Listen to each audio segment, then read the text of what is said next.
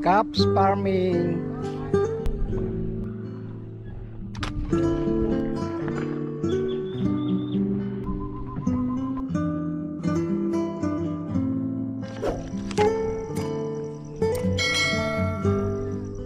Magandang umaga po mga ka-farmers. Ngayon po ay mamimitas tayo ng mga sitaw. Ayan, oh, dami pong bunga, oh. Ay talagang tuntua ako sapagkat napakaganda, haba at quality. Ay sobrang dami pong bunga, oh, mga ka-farmers. Mga nagsadingding sa taas, nagbitin po talaga. Oh, ito yung okra, o tuyo na. So inuuna po ni Noel, kasama ko po uli si Noel, ay pipino po muna. Pagkatapos po ay ang sitaw na ang kasunod. Napakadaming bunga ng sitaw, aba. Very good. Yan ang gusto ko.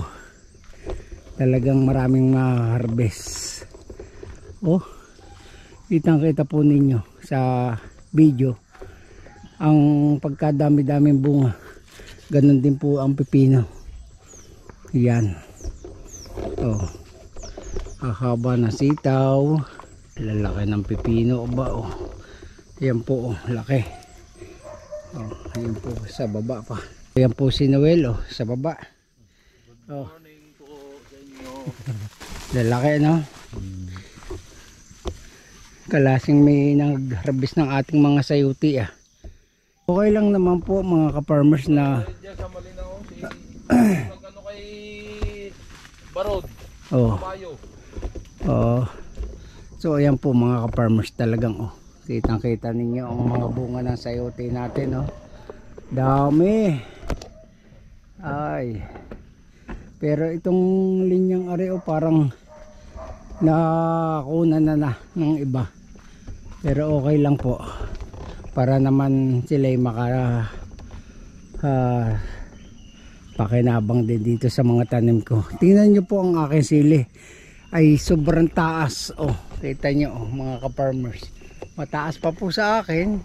Oh, pero ang bunga, oh, ayan, oh, naglawit din po ang bunga niya. Oh, yeah, dami. Aba, nakakatuwa po. Talagang sobrang nakakatuwa mga ka-farmers. Ayan, baka hindi mapansin ng ibang tanim mo. Ayan, daming bunga. Marami po tayong ma-harvest ngayon. Maaring ang harvestin po natin ngayon ay pipino, sitaw, at saka po itong sayote. Kukunin na po natin yung mga malalaki. So mag-start na rin po akong mamitas ng pipino.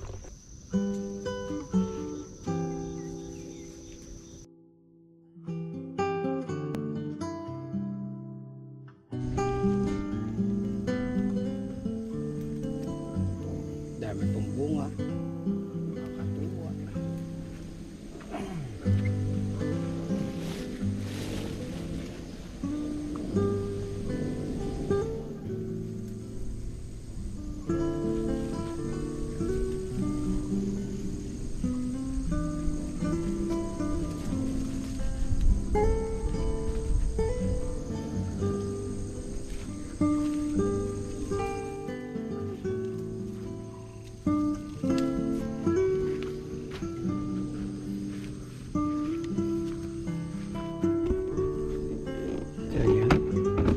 Isang iras pa lang po rin.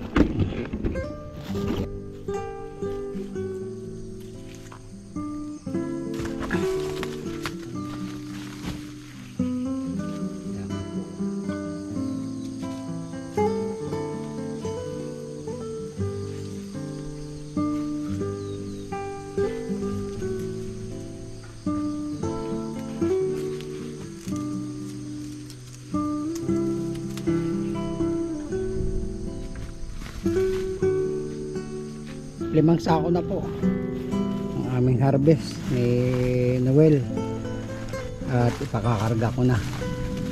para hindi ho kami hirap sa pagkapasan. Ayan, pipisanin na po ni Noel doon sa may dampa. Talaga pong enjoy na enjoy ako sa pamimitas ng ating mga pipino, pati ho sitaw, sobrang dami at sigurado kong maraming mapipitas ngayong araw na to. Ayan.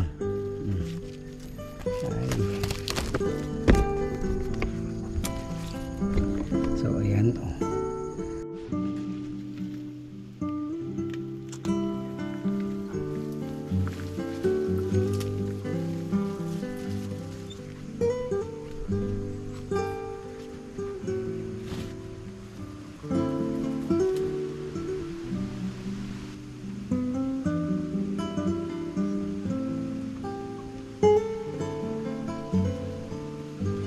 So ayan po, naka-anim na sako po tayo ngayon na doble. Ang dami ng pipino natin.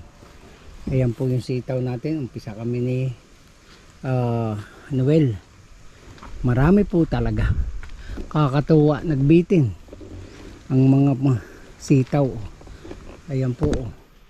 At baling hahaba oh.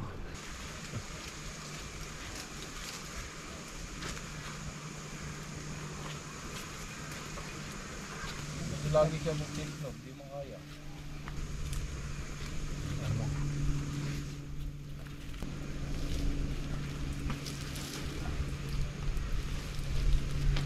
Yan.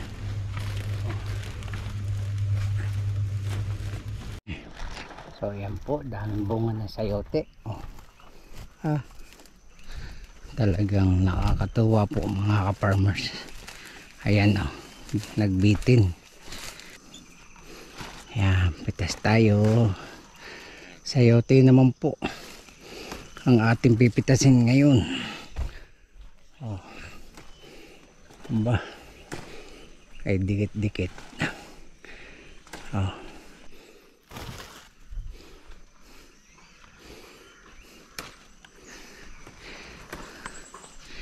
Talagang iba't iba po ang napipitas natin ngayon.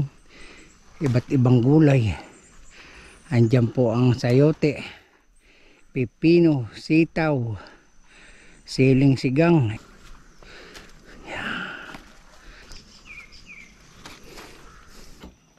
Ngayon po ay nag-i-spray naman si Noel. Yan, si Noel po. Kasi kahapon po ay namitas kami ng pipino tsaka po sitaw. Kaya pa-spray naman po natin ngayon. Yan. Laki ng puso oh. Ganda, laki. Yun. So, ayan po yung aming gamit na ano, na mga gamot. Okay, turan. Tsaka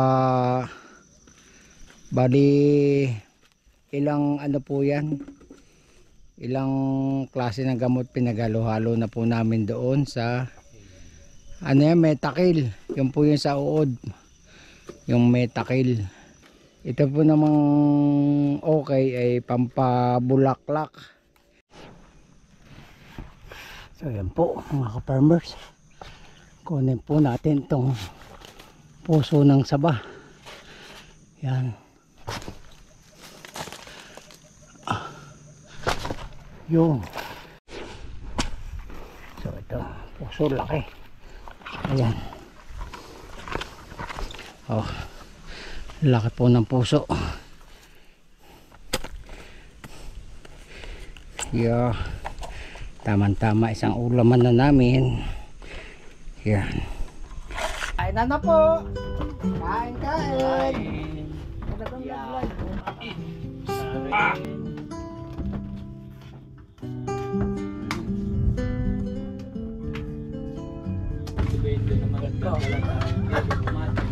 Ani. Nakakari ang mo. Chop.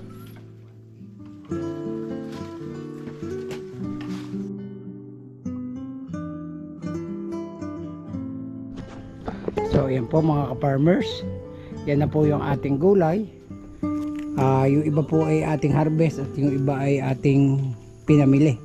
Kagaya niya labanos, ampalaya, kamatis, pipino, sitaw. So yan po, yan yung mga gulay natin ngayon. Kaya thanks God sa mga biyayang natatanggap ko ngayon, mga araw na to, dahil ayan, hindi po tayo nawawalan ng gulay araw-araw at may pambiyahe po tayo sa Pasay. So yan, ngayon po ay magpapalit tayo ng yero kasi butas na, tsaka alisin ko yung mga sanga doon sa ibabaw.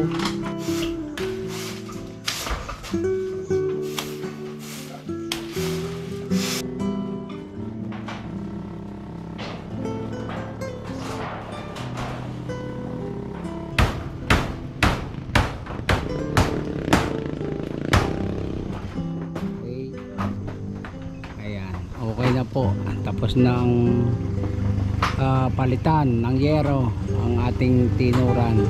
Okay, magandang umaga po mga ka-farmers. Ngayon po ipakita ko naman sa inyo itong ating itinanim na singkang or butchoy. So ito na po, tubo na po, ayos na po ang mga tubo niya. So medyo madalang lang po yung tubo niya dahil talaga pong ganon, medyo inulan po siya, kaya medyo madalang din ang tubo niya, pero okay na rin po siya dahil mas mabilis po siyang lumago pagka ganito kadalang ang tubo niya, at mapapakinabangan nyo agad yung mga naitanim nyo. Ito po ay meron ng sabog na abono. Ayan, yung maputi-puti pong yan. At ito po ay nahuli pa na rin. Nagsabog na rin po ng isang lata. Bali 3 lata ang nagamit natin dito, binhi. Ngayon ay tayo ay pipitas po ng beans naman. Bukas po yung sitaw at pipino. So ngayon po ay beans naman ang ating pipitasin.